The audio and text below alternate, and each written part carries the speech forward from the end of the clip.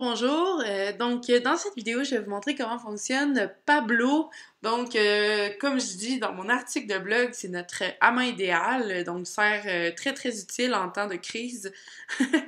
Voilà, c'est vraiment un outil qu'on va utiliser pour partager du contenu sur nos réseaux sociaux de façon très rapide, sans avoir besoin donc de télécharger l'image, de la remettre dans notre outil de planification de contenu ou tout simplement de aller le mettre directement sur notre Facebook. Donc, je vais vous montrer ça.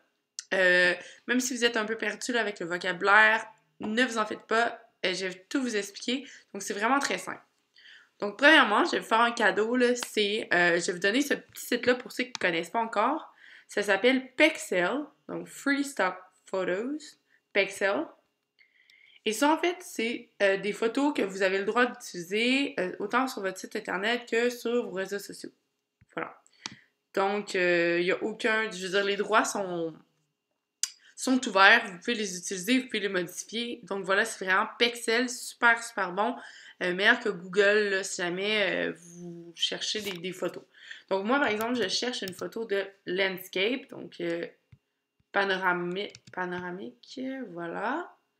Là, je vais aller voir ça. Là, je vais cliquer sur une ici. Donc là, j'ai trouvé ma photo. OK.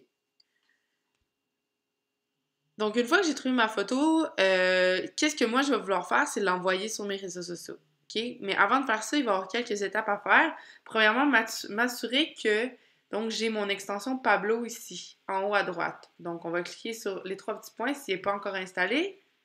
Ensuite, Settings ou Paramètres, pour ceux qui sont en français, bien sûr. Extension. Et là, bon, moi, il est installé, mais je vais vous montrer comment l'installer. Tu sais, ça va ressembler à ça, Pablo. Donc, on va aller dans Ajouter des extensions. Ici, en bas, vous allez donc cliquer sur Pablo. Ça, c'est la même chose que toutes les extensions que je vous montre tout le temps. Donc, voilà. Pablo. Donc, moi, bien sûr, c'est marqué ici, Pablo, donner une cote. Parce que moi, bien sûr, il est déjà installé. Mais vous, ça va être marqué Add to Chrome.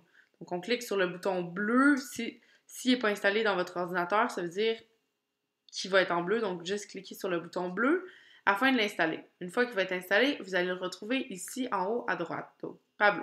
Voilà. Donc, on retourne à notre photo ici.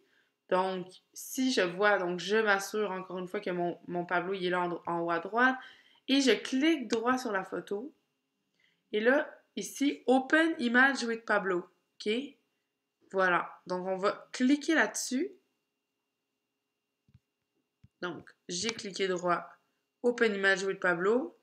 Ça m'a amené ici. Bon. Et puis là, on voit en fait que on a notre image, donc avec un texte qu'on peut venir donc changer la police, voilà, dire bonne journée à tous. Voilà, comme ça. Après ça, je vous montre vraiment comment ça fonctionne. Logo. Là, moi, j'avais un logo d'un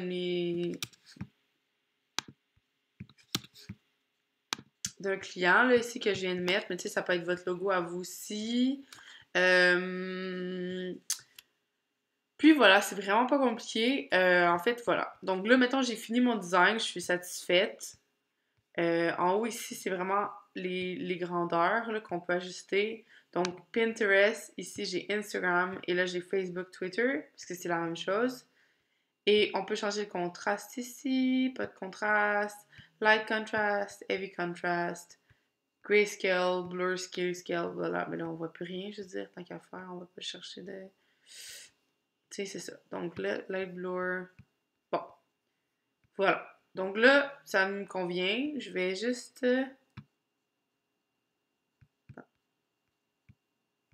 Je vais enlever le logo.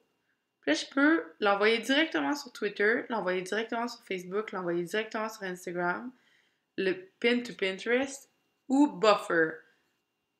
Et là, pour ceux qui n'ont pas vu ma vidéo sur Buffer, je vous recommande fortement de la regarder.